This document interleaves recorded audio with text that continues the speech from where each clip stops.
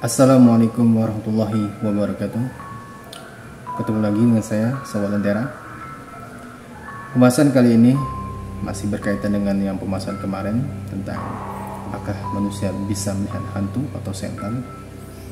Kemarin sudah saya pernah jelaskan bahwa ada dua kondisi bagi manusia bisa melihat setan dengan bentuk yang sebenar-benarnya. Sedangkan selebihnya ini ada perwujudan, baik itu dari energi ataupun jin itu sendiri, namun dalam bentuk atau visual yang tergambar daripada apa yang pernah kita ketahui ataupun pengetahuan yang sudah ada. Karena contoh seperti kuntilanak, genderuwo dan semacamnya itu kan sudah dibawa dari zaman dulu seperti itu. Maka pengetahuan yang kita punya bentuknya seperti itu. Maka tervisual dalam otak kita itu ya terbatas seperti itu. Makanya kalau misalnya di luar negeri setannya nggak sama ya, karena memang pandangan tentang setan atau jin ini berbeda. Bahkan banyak dari mereka itu tidak percaya akan jin ini, skeptis kalau kita bisa bilang. Nah, pada pembahasan kali ini saya sebenarnya ingin menceritakan beberapa cerita kisah horor atau mistis yang pernah saya alami, karena sebenarnya pasti Sobat Lentera juga mungkin pernah mengalami hal-hal mistis atau hal yang menyeramkan dalam kehidupannya. Tapi yang perlu saya bahas nantinya, pertama akan saya ceritakan dulu kisahnya, dan yang kedua langsung akan saya juga imbangi dengan pembelajaran yang kita bisa ambil, tentunya dengan basic pengetahuan yang saya ketahui. Baik, tanpa panjang lebar saya ceritakan beberapa kisah mistis yang pernah saya alami. Ada beberapa cerita yang akan saya ceritakan dari semasa kecil, kemudian hingga saya kuliah waktu itu di Jogja. Dan Jogja ini termasuk lumayan banyak pengalaman yang saya alami. Dan dulunya itu saya belum mempunyai basic dari ruqyah ataupun keilmuan yang lainnya, maka banyak pertanyaan yang ingin saya tanyakan waktu itu. Ketika hal-hal itu terjadi, saya bingung untuk menjelaskannya. Oke, tanpa panjang lebar saya ceritakan kisah yang pertama. Nah, kisah yang pertama ini dimulai waktu ketika saya SMP. Jadi waktu SMP, sebenarnya sebelumnya sudah ada kejadiannya, namun terlalu panjang kalau saya mau ceritakan. Di SMP ini saya sekolah di salah satu SMP yang waktu itu alhamdulillahnya saya keterima di salah satu SMP unggulan di tempat saya, dan saya menjadi angkatan pertama percobaan daripada sekolah unggulan itu. Namun waktu itu bangunannya masih bangunan lama, jadi bukan bangunan yang sekarang ya. Kalau sekarang itu sudah sangat bagus gitu. Ya, waktu itu saya sekolah dan juga sekolah tersebut agak jauh dari rumah. Nah, yang menarik adalah memang sekolah ini karena sekolah lama ya, itu sudah banyak kejadian sebelumnya. Karena sekolah yang di tempat saya sekolah waktu itu kakak-kakak kelasnya itu juga sudah banyak mengalami hal-hal mistis. Yang menjadi waktu itu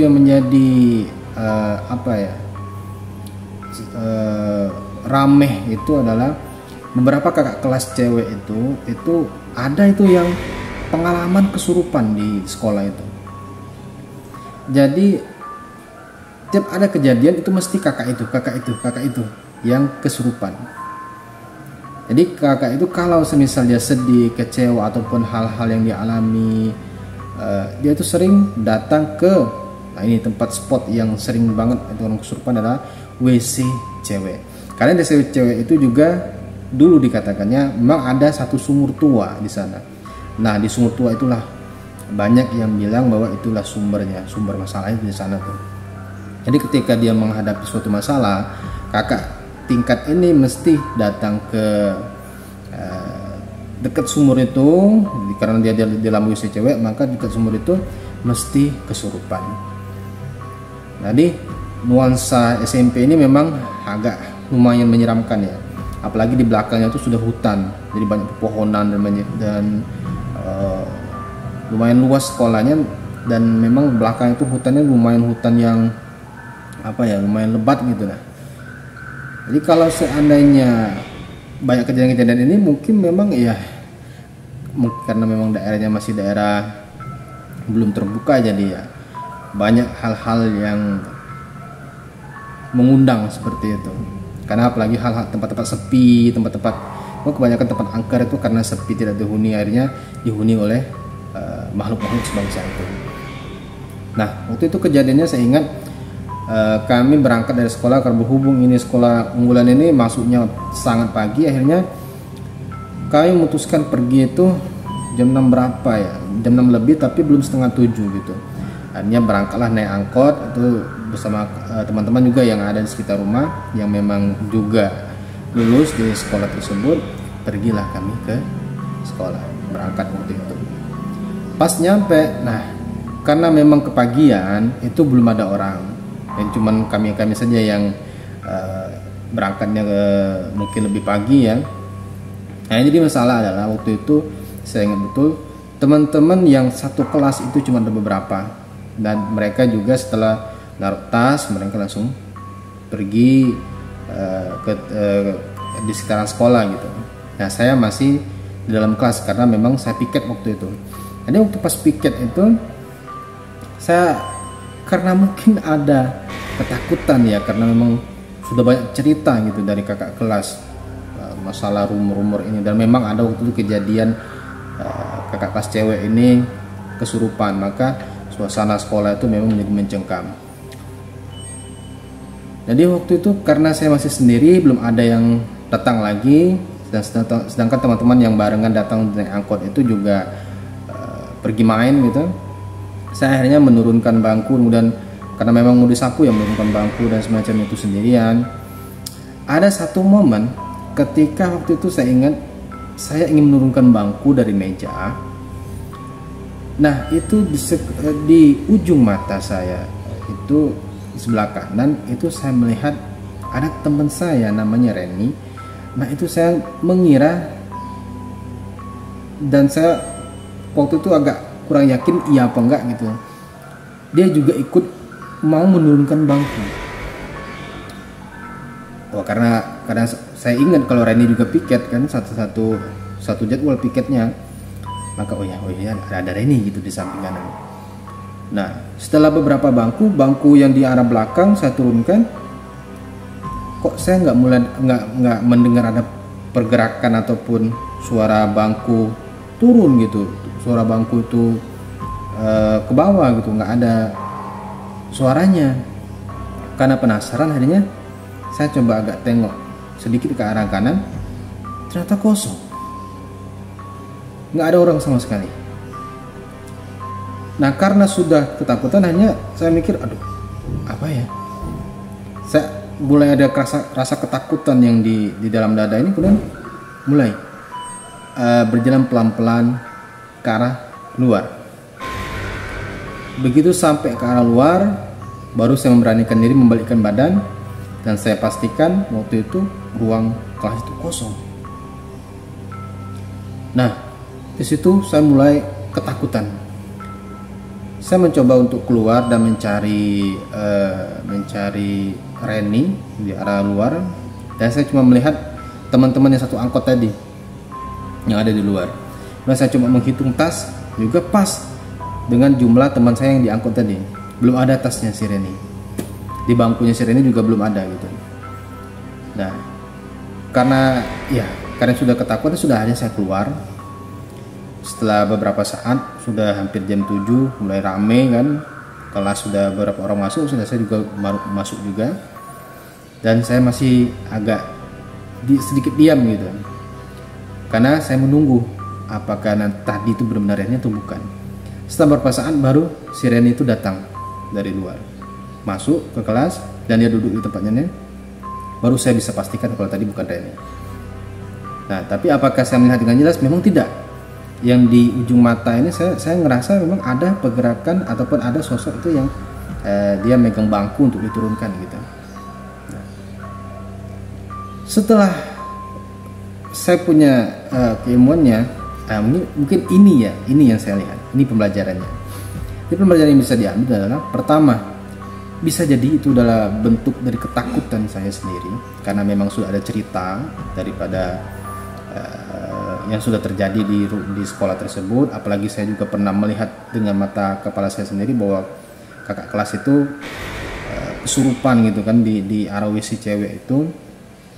Jadi momok ketakutan itu memupuk energi negatif yang kuat, sehingga bisa jadi ketika saya masuk kelas juga saya membawa energi ketakutan, frekuensinya sama, akhirnya ketakutan itu hanya membentuk suatu wujud karena memang energi yang menggumpal, ketakutan energi yang menggumpal itu karena sudah kuat dia membutuhkan perwujudannya, itu membutuhkan wadah gitu. Akhirnya membentuklah mungkin teman saya tersebut karena dalam pikiran saya tentu saya sesuai yang di visual otak saya, ya pasti saya kenal, saya tahu gitu.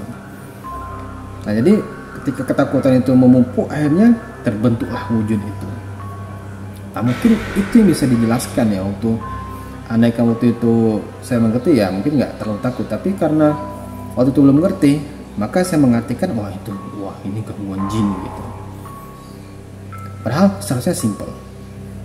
Ya bisa kita katakan ya simple gitu, itu bukan jin ya, itu ketakutan kita saja dan dia memvisual dalam otak kita gitu. Itu cerita waktu saya SMP. Saya skip untuk SMA karena nanti terlalu lama. Saya langsung masuk ke ini waktu saya kuliah, yaitu di Yogyakarta. Ini sangat-sangat seru karena banyak sekali pengalaman yang saya alami. Dari waktu itu sempat waktu saya di satu kosan itu, tahu-tahu dalam kamar kosan saya itu ada satu bunga kantil yang pas banget di tengah ruang tengah. Itu sangat lucu kalau dipikir sekarang, karena waktu itu saya benar-benar ketakutan. Jadi waktu pas saya masuk dalam kosan, jadi saya ceritakan dulu waktu itu saya pulang dari kelas, dari kuliah, kemudian saya pulang ke rumah dan saya gambarkan dulu bahwa kosan saya ini kosan ya kecil, nggak terlalu besar ya, biasa aja gitu untuk satu orang, WC-nya di dalam. Nah itu di arah belakang WC itu atau tembok belakang itu sudah bersampingan atau berhadapan dengan kuburan. Nah kuburan ini memang kuburan lama, bahkan dulu saya sempat dengar memang ada waktu itu ada tim uji nyali kalau nggak salah dari Trans TV atau di mana gitu yang pernah melakukan uji nyali di sana. Nah itu saking karena kuburan itu lama dan memang agak terkenal gitu keangkerannya gitu, maka dijadikan tempat uji nyali. Nah itu kami memang belakangan itu, jadi pas banget itu belakang tembok itu sudah itu kuburan. Nah cuman waktu itu ketika saya pulang saya nggak melewati kuburan itu dan saya melewati jalan besar. Kemudian juga saya nggak melewati tempat-tempat yang berkemungkinan adanya bunga kantil. Tapi waktu pas saya pulang, saya mau guling, itu saya ingat ada kok saya lihat di tengah-tengah itu kok ada suatu hal kecil warnanya agak-agak putih krim atau gimana gitu. Saya lihat apa ya? Ketika saya dekati, saya ambil bunga kantil. Yang lucunya adalah cuma satu. Kan kalau semisal saya bawa mungkin bisa aja nempel, ada beberapa yang nempel di badan, dan itu juga seharusnya kalau memang dia nempel harusnya dia barengan dong nyampenya. Ini enggak, saya masuk langsung tertuju di satu bunga kantil itu satu itu, artinya kan enggak berbarengan masuknya, andaikan memang terbawa dari baju. Nah itu saya susah menjelaskannya. Andaikan memang dia terbawa angin, misalnya dari ventilasi, bukan ventilasi kecil gitu, tapi terlalu kecil lubangnya itu untuk bunga kantil itu masuk. Dan sekalipun dia bisa masuk, seharusnya dia terlemparnya nggak terlalu jauh. Lah ini sampai ke ruang tengah itu, jadi saya bingung loh, kok bisa nyampe ke ruang tengah itu gimana? Dan bunga kantil cuma satu itu loh. Nah, jadi saya sangat sulit menjelaskannya. Cuman dalam rasa ketakutan itu saya berpikir positif, ya sudahlah, biarlah gitu, ketimbang jadi urusannya panjang gitu kan, saya nggak terlalu memikirkan, sudah saya buang. Nah itu kejadian, beberapa kejadian gitu. Selanjutnya di kosan itu juga saya berapa kali, kalau bahasanya itu repan apa ya, sleep paralysis ini apa, sleep paralysis, ketinihan. Nah ketinihan. Jadi saya beberapa kali mengalami ketinihan, tapi yang paling seram itu adalah ketika saya ketinihan. Waktu itu saya tidur antara, memang agak transisi antara sore mau ke maghrib gitu, saya ketiduran karena memang kecapean. Nah waktu di dalam tidur itu saya merasa akan bangun gitu, akan bangun, dan saya akan mencoba membangun, tapi kok nggak bisa. Saya coba kuat tapi tetap nggak bisa. Akhirnya saya agak mulai panik, mulai ketakutan, dan memang hawanya sudah mulai nggak enak. Dan benar akhirnya karena ketakutan itu akhirnya di visual saya terlihat di depan arah pintu. Saya kok bisa melihat arah depan pintu kosan saya gitu. Dan saya melihat ada satu sosok itu agak serba hitam, tapi dia membentuk, nggak tahu antara manusia atau bukan, tapi dia melihat ke arah saya. Dan kemudian dia mulai agak membungkuk gitu, kemudian langsung mendekati ke arah telinga sebelah kiri saya. Nah ketika mengarah ke arah telinga sebelah kiri saya, dia membisikkan sesuatu, dan ini yang membuat saya lumayan ketakutan gitu, bergetar badan saya. Dia bilang seperti ini, kurang lebih ya, ada yang mau ganggu kamu, ada yang mau ganggu kamu, katanya gitu. Dalam hati saya, ya iyalah, kan kamu yang ganggu saya. Jadi dia membisikkan itu seolah-olah ada yang mau ganggu saya, padahal dia sendiri yang dia itulah yang ganggu gitu kan. Karena ketakutan itu mulai agak besar, akhirnya saya mulai mencoba untuk membaca-baca apa yang saya bisa gitu. Karena waktu itu saya belum punya pengalaman ruqyah atau apa, ya saya baca ya kursi, ya kulhu, ya al-ikhlas, al-falaq, an-nas sebisanya. Tapi terbata-bata, nggak lancar gitu, kayak Allah la ilaha illa gitu, jadi nggak bisa lepas gitu, semacam ada yang mengkengkang gitu.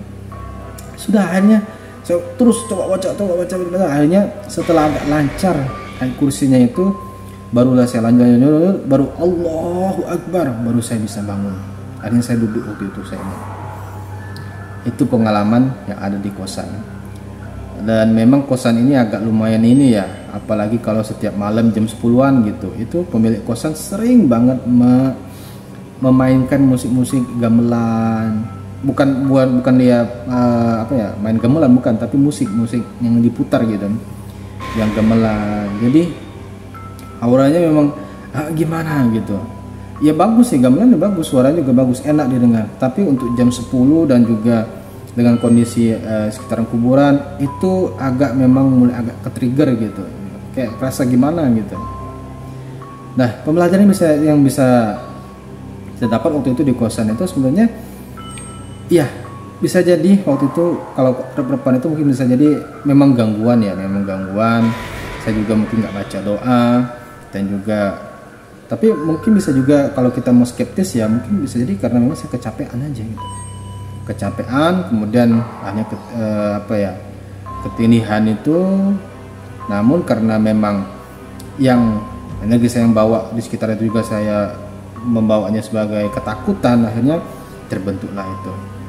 Tapi kalau yang itu bisa juga karena saya nggak doa, bisa jadi itu kita bawa dalam ranah, oh ya memang ini gangguan seperti itu, tapi nggak terlalu ekstrim, nggak. Yang paling, dan juga bunga kantil ya, itu bisa jadi karena kebawa angin aja sudah gitu. Jadi hal-hal sesuatu itu nggak harus dikaitkan dengan mistis, biar ceritanya nggak selalu mistis ke depannya. Itu. Selanjutnya ya, saya ceritakan satu atau dua lagi lah. Waktu itu pernah kami ke Parangtritis. Waktu itu saya ingat kegiatan organisasi bersama teman-teman yang lain. Waktu itu juga ada senior juga, jadi rame gitu kan. Dan kami memutuskan waktu itu untuk camping di sana, di tempat itu. Nah, setelah beberapa kegiatan tibalah waktu malam. Nah, waktu malamnya itu karena santai ya, yang lain ada beberapa orang tuh lagi masak, dan maka yang seniornya juga lagi santai gitu. Akhirnya kami ikut nimbrung lah untuk senior karena ada yang bawa gitar juga, akhirnya nyanyi. Dah beberapa itu akhirnya agak nengah gitu, agak nengah dikit dari pantainya itu, agak nengah dikit. Bukan ke airnya, tapi masih di pasirnya itu agak nengah dikit. Nah, kami akhirnya nyanyi gitu. Setelah berapa saat waktu nyanyi, ada beberapa orang tuh udah agak mulai mendengar sesuatu ada bunyi gitu. Lama-lama kelamaan saya juga ikut mendengarkan. Dan hanya lama-lama kelamaan kami rame-rame akhirnya diam. Waktu itu yang terdengar adalah suara gamelan. Dan itu terdengar dari arah tengah pantai gitu. Jadi mulai ke arah laut gitu. Itu kan agak kurang masuk akal ya. Maksudnya kok ada suara gamelan. Lama kelamaan kami diam, terus ada yang nanya, itu apa ya? Dan beberapa ada mulai yang takut. Akhirnya suara gamelan itu terdengarnya lebih jelas. Dan beberapa ada saya lupa yang ada juga yang dengar itu kayak ada suara cewek gitu, yang entah berbicara atau mendayu-dayu gitu bersamaan dengan suara gamelan itu. Nah, seketika langsung bubar. Kami langsung balik semuanya, lari ke arah tenda karena suasananya nggak enak kan, langsung pergi itu. Nah, yang seperti itu sebenarnya bisa jadi mungkin ya ketakutan bersama dan juga, tapi untuk kita ketahui memang ya secara umum memang kalau pantai selatan itu atau kita ini sangat identik dengan sosok itu ya. Padahal walaupun kalau kita mau santai bawanya ya nggak harus ke arah sana. Cuman karena waktu itu kita mengerti ya pantai selatan tuh cerita dari masyarakat, cerita secara keseluruhannya bahwa pantai selatan tuh berkaitan dengan Nyi Roro Kidul dan semacamnya, maka image-nya ketika ada hal-hal mistis itu mesti dikaitkan dengan sosok ini. Nah, itu sering sekali kalau misalnya kejadian mesti disangkut pautkan dengan Nyi Roro Kidul dan semacamnya, Nyi Blorong gitu kan. Nah, hal-hal inilah yang memang kadang kita tidak bisa melogikakannya, karena kami juga susah untuk melogikakannya, karena kalau dari arah tengah, maksudnya dari arah laut lah, orang gamelan gimana caranya? Masa iya orang main gamelan di laut seperti itu? Tapi kalau kita mau santai bawanya ya sudah, mungkin itu bisa bunyi dari, mungkin bukan dari arah laut tapi terbawa angin gitu, itu kan bisa, nggak perlu kita bikin mistis. Tapi ada kalanya juga bisa kita bawa itu sebagai mistis, bisa, tapi dengan santai aja ya sudah. Oh, itu mungkin gamelan dari hal-hal yang tidak bisa kita lihat, ya sudah, santai. Orang main gamelan apa salahnya sih, ya enggak? Maksudnya kalau orang main gamelan emang salahnya apa gitu, toh bagus kan didengarnya.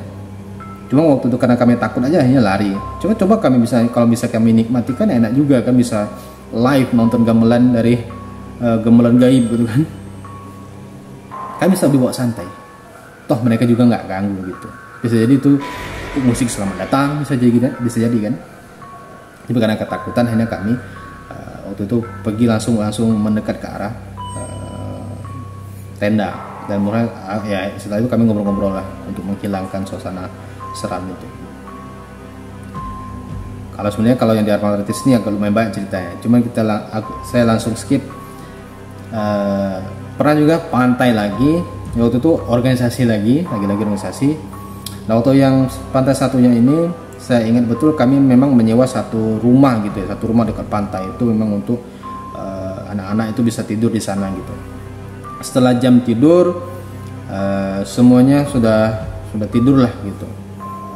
Nah, yang menjadi masalah ini, saya setiap kali ada acara seperti itu mesti saya tuh nggak bisa tidur. Walaupun sudah semuanya tidur, saya mesti satu orang yang terakhir mesti tidur. Nggak tahu kenapa seperti itu. Jadi seolah-olah saya selalu terus kalau ada acara seperti itu, nggak tahu kenapa, apalagi auranya mencekam gitu, saya nggak pernah bisa tidur.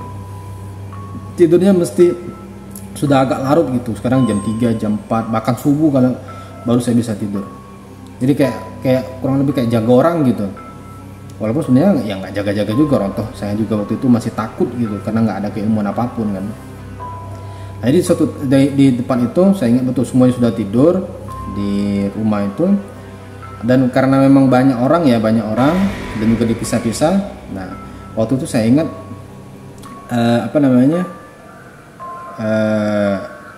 ngemper gitu ya, ngemper kayak ikan sarden tuh disusun gitu. Sudah tidur kita. Pas malam-malam Itu karena saya nggak bisa tidur, saya coba menenangkan diri keluar, karena aura juga mencekam. Akhirnya saya nggak enak, masuk lagi. Saya mencoba tidur. Nah itu pas di ujung kaki saya itu ada gitar gitu. Saya guling mencoba tidur tapi nggak bisa tidur. Nah waktu mau coba tidur, tahu-tahu gitar ini berbunyi, jreng, kayak dipetik ya, bukan kayak kena senggol. Kalau kena kan duk, kalau gitar kena senggol kan duk, atau kalau sekalipun ketendang kan nggak mungkin jreng gitu. Ini bunyi jreng. Nah itu ada 2 orang waktu itu yang jadi saksi.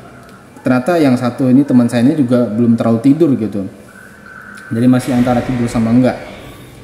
Nah saya waktu itu ngiranya dia yang kena kakinya dia gitu. Ternyata pas ketika pagi dia juga ngerasa kaki saya yang nyenggol gitar, jadi berbunyi jreng gitu. Ketika pagi ketika cerita, ternyata dia nggak nyenggol, saya juga nggak nyenggol. Jadi yang ngejreng ini siapa? Gitu. Tapi lagi balik lagi, pelajaran yang bisa kita bawa ya mungkin karena ketakutan itu ya. Bisa jadi. Nah ini bisa jadi lagi. Kita harus melogikakan dulu. Jadi jangan langsung ke setan gitu ya. Jangan langsung ke jin, salah setan, enggak. Kita logikakan dulu. Mungkin saja memang iya, mungkin kita nggak ngerasa nyenggol, tetapi ternyata memang kaki kita yang nyenggol gitu. Sudah selesai di sana. Tapi karena ada ketakutan ya sudah. Hanya kita berpendapat waktu itu, berarti gangguan yang zaman setan jin ya. Kayak itu. Mudahnya kita menjudge setan oleh jin gitu. Sudah hanya ketika pagi hari kami sudah bangun beraktivitas, sudah kita mulai, karena waktu itu kaderisasi atau apa gitu, kita mulai kegiatan selanjutnya di pantai waktu itu. Nah, di pantai itu juga ketika kita lagi mau main-main, kita berkegiatan untuk organisasi, saya ingat betul, ini saya sendiri yang ngundang sebenarnya. Jadi saya ucapkan salam, karena ya berhubung saya juga yang tertua juga di sana, jadi saya ucapkan salam, assalamualaikum warahmatullahi wabarakatuh. Bukan mohon izin ya, tapi kayak ya tebal salam gitu, assalamualaikum warahmatullahi wabarakatuh untuk kepada semuanya gitu kan. Kami mau main dulu gitu. Tapi bukan ngajak mereka main ya, tapi ya sekedar kayak kami mau main dulu gitu, kayak itu bersapa lah gitu, iseng sebenarnya. Nah tapi dalam hati itu memang ada kayak rasa minta balasan gitu, kayak rasa kalau bisa diartikan arti hati itu waktu itu, pokoknya dibalas dong salam saya gitu kan. Gak lama kemudian tahu-tahu ada banyak bunga. Jadi ada saya melihat satu ombak datang, langsung masuk, langsung ke bibir pantai. Ternyata yang ombak itu bawa sampai ke ujung, sampai kena kaki saya, ke ujung kaki saya, itu gerombolan bunga banyak yang bertaburan. Dan situ saya sendiri, saya nggak tahu bunga itu dari mana. Dan di sekitaran kami itu juga nggak ada yang lagi tabur bunga. Kalau orang, ya ada berapa lah, memang tradisi itu yang menabur bunga ya di pantai ya ada ya. Cuma yang jadi masalah, kok pas bener gitu. Pas bener saya ucapkan salam, kemudian saya minta balasan kok datang. Kemudian di sekitar juga nggak ada orang yang mentabur bunga, kok ada bunga gitu. Nah, itu masih jadi misteri itu waktu itu. Tapi karena itu sekali lagi pembelajaran yang bisa ambil, waktu itu saya juga nggak terlalu bawa pusing, ya sudahlah, mungkin mereka mau nyambut, ya sudah. Mungkin dia balas salam saya, nggak mungkin juga kan, atau assalamualaikum warahmatullahi wabarakatuh, atau ada yang jawab waalaikumsalam, kan juga saya serem. Nah karena dengarnya karena yang datang adalah bentuknya fisik, ya sudah, saya terimalah gitu salamnya, berarti saya diterima, sudah kelar kan. Atau kita bisa logikakannya mungkin bukan dari sana tempatnya, mungkin dari sebelahnya lagi ada yang nabur bunga kemudian hanyut ke arah kami, gitu sudah selesai kayak gitu. Nah sebenarnya ada satu cerita lagi, ini terjadi waktu masih pas kuliah juga, tapi waktu itu saya pulang ke Sekayu, tempat saya. Nah waktu itu saya dan kawan saya cerita, kami cerita banyak. Ya berhubung juga waktu saya masih kuliah, Saya pulang kangen lah dengan kawan-kawan. Akhirnya saya dengan satu kawan ini cerita di depan rumah. Karena keasikan ngobrolnya itu sampai jam, lupa saya apa sekitar jam 2 apa jam 2-an apa jam 3 gitu. Kami masih asik cerita. Ketika waktu cerita itu teman saya izin mau apa ya, buang air kecil gitu kan. Nah, tapi karena waktu itu dia nggak mau masuk ke rumah, akhirnya dia mau permisi kencing. Nah, pas banget di depan rumah waktu itu ada rumah kosong gitu kan. Dia mau pipis di sana katanya. Saya izin pipis sana ya. Saya buang air kecil di sana ya. Oh ya sudah kata kan. Sudah. Ya akhirnya ya buang air kecil di samping dari rumah kosong itu. Setelah selesai, saya baru ingat pas dia sudah selesai, baru mau duduk, saya bilang, tadi kamu bismillah kan? Oh ini katanya. Kalau bahasa sini tuh, nek numpang kemek nek, apa ya? Izinnya kayak ke penunggu situ kayak gitu. Misi ya, permisi ya gitu. Nek, permisi nek, numpang kencing gitu kan. Terus saya agak marah gitu. Lah, kok gitu kata? Kenapa nggak bismillah? Nggak apa-apa gitu kan. Sudahlah kata kan. Udah kami yang lanjutkan ngobrol. Nah, obrolan ini memang kadang random banget ya. Setelah agak makin lama obrolan ini mengarah ke masalah hantu ini. Ketika kami ngobrol masalah hantu ini, nah ini yang mulai jadi mencengkam. Tahu-tahu kami mendengar satu suara yang jelas banget di telinga, itu orang cewek nyanyi. Tahu-tahu ada perempuan nyanyi, tapi yang jadi masalah adalah dari arah rumah kosong itu. Lah, siapa yang nyanyi? Dan nyanyinya ini random banget. Maksudnya lagunya nggak apa ya, nggak tahu lagu apa. Tapi memang syairnya itu kayak nggak berurutan dan kacau gitu. Saya contohkan ya. Malah karena gara-gara ini akhirnya jadi serem gitu. Jadi suaranya itu kurang lebih kayak gini. Contoh misalnya anggap kita lagunya Peter Pan misalnya. Waktu itu masih Peter Pan kan. Ya misal tak bisakah kau menungguku, itu kan normal kan. Nah kalau itu kayak tak bisakah kau menungguku, kaulah apa cinta. Nah kayak gitu tuh.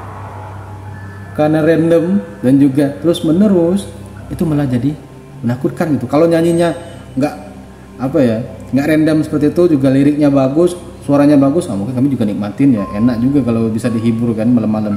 Nah ini karena suaranya nggak jelas, kemudian kami juga kok bisa-bisanya ada suara cewek gitu tengah malam nyanyi, dan nyanyinya juga nggak jelas, itu mencengkam.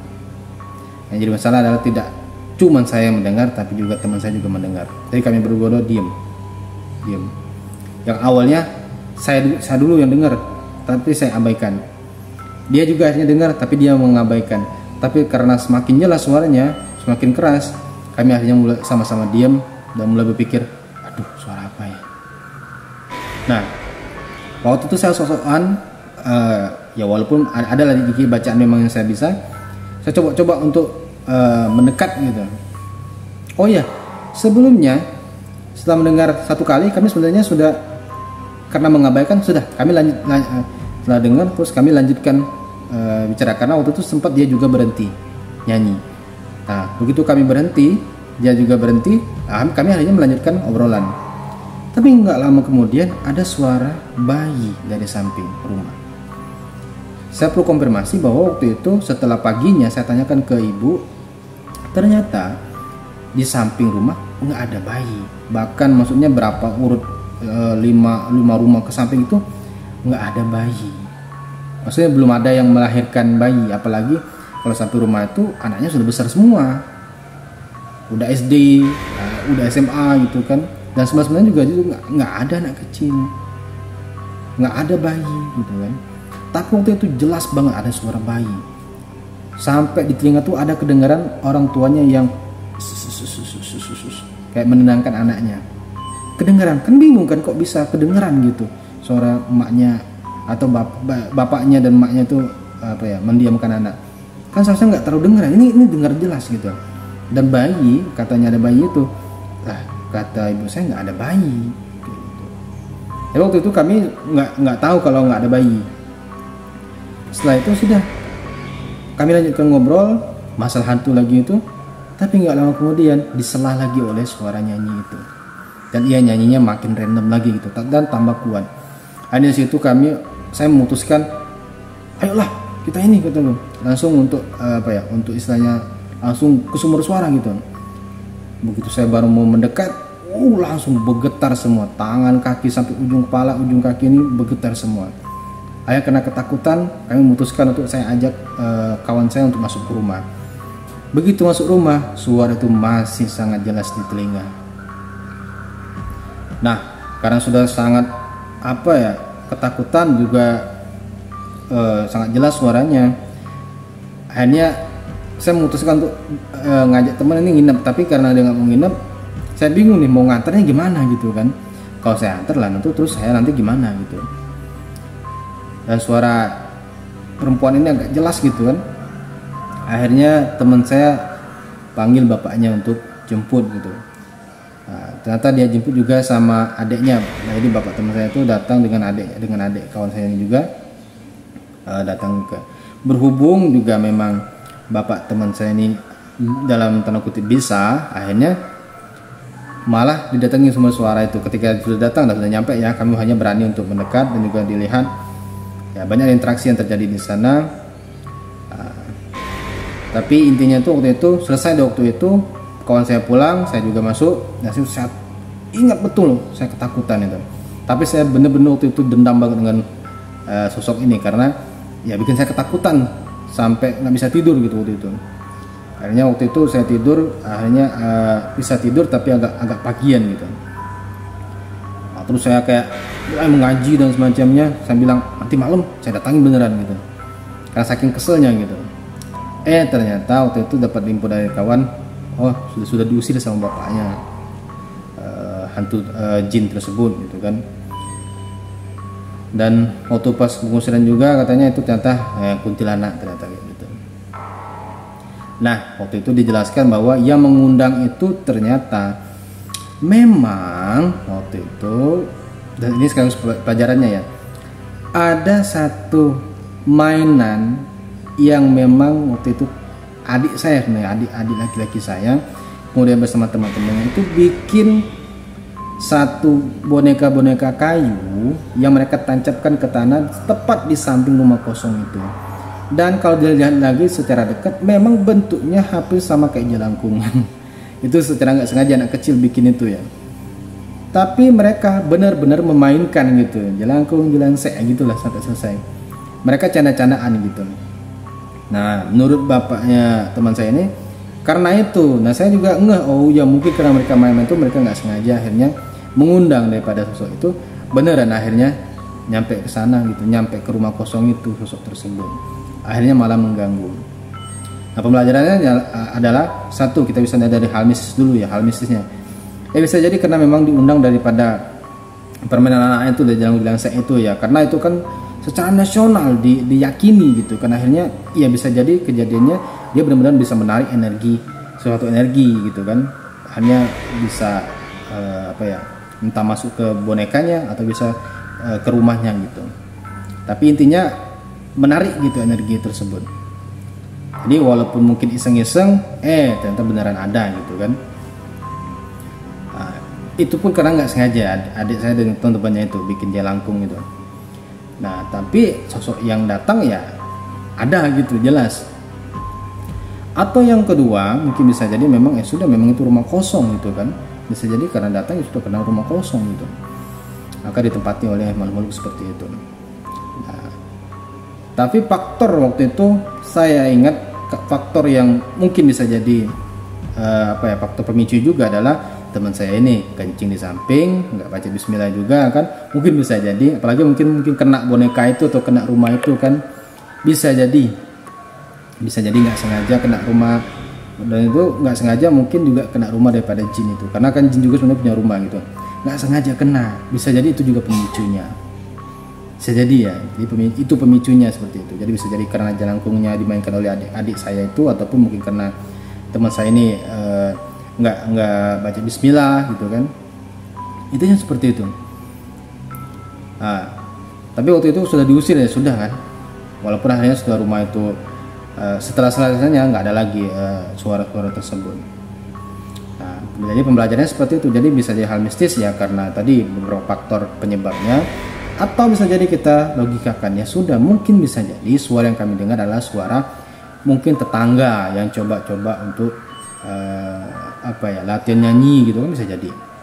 Atau mungkin ada anak tetangga itu memang nyanyi tapi sebenarnya dia nggak bisa nyanyi gitu kan, atau dia mendengarkan headset kemudian dia nyanyi apa yang bisa dia dengar gitu kan, bisa jadi kan, kalau kita mau skeptis seperti itu. Walaupun suara bayi itu masih belum bisa kami pecahkan, kok bisa ada suara bayi itu belum bisa, karena di samping itu nggak ada yang ada keluarga tetangga nginap gitu kan, makanya ada bayi itu belum bisa dijelaskan gitu, karena memang nggak ada gitu. Dan suara Kunti itu juga waktu itu karena sudah dipindahkan katanya kan, kalau mau dilogikakan juga mungkin bisa jadi juga ya karena ketakutan kami daripada ada jelangkungnya itu, akhirnya yang pagi-pagi saya buang akhirnya kan, atau mungkin bisa jadi juga karena yaitu ketakutan dari rumah kosong itu, jadi energi itu membentuk gitu kan, bisa jadi itu kalau mau kita logikakan dan kalau kita mau ambil santai seperti itu. Nah, itu kisah yang bisa saya ceritakan, beberapa kisah yang bisa ceritakan. Adi bisa ada dua yang kita bisa ambil. Yang pertama, kita bisa menilainya sebagai mistis tapi dibawa santai saja, dan yang kedua kita bisa jadi skeptis dan bisa menjadi orang yang tidak terlalu mempedulikan hal tersebut. Dua-duanya sama baiknya gitu. Jadi satu yang tidak mengabaikan tapi dibawa santai, yang kedua adalah mengabaikan. Itu menjadi dua opsi yang terbaik menurut saya kalau dapat hal-hal atau mengalami hal-hal experience yang menyeramkan. Ini sudah lama, saya rasa Sobat Lentera, pertemuan kita kali ini cukup di sini saja. Kita lanjutkan di episode yang selanjutnya. Oke, terima kasih untuk kesabaran kalian untuk mendengarkan. Terima kasih juga untuk kalian yang sudah subscribe dan juga untuk yang sudah mengikuti saya. Terima kasih banyak. Sekali lagi saya doakan bagi kalian semoga selalu sehat, kalian selalu berlimpah, kalian sejahtera, kalian bahagia, dan saya doakan selalu kalian semoga kalian dimanapun kalian berada, apapun yang kalian lakukan, kalian selalu dilindungi oleh Allah SWT, dan juga kalian selalu dikelilingi oleh keberuntungan apapun yang kalian kerjakan. Baik, terima kasih Sobat Lentera. Saya cukupkan. Assalamualaikum warahmatullahi wabarakatuh.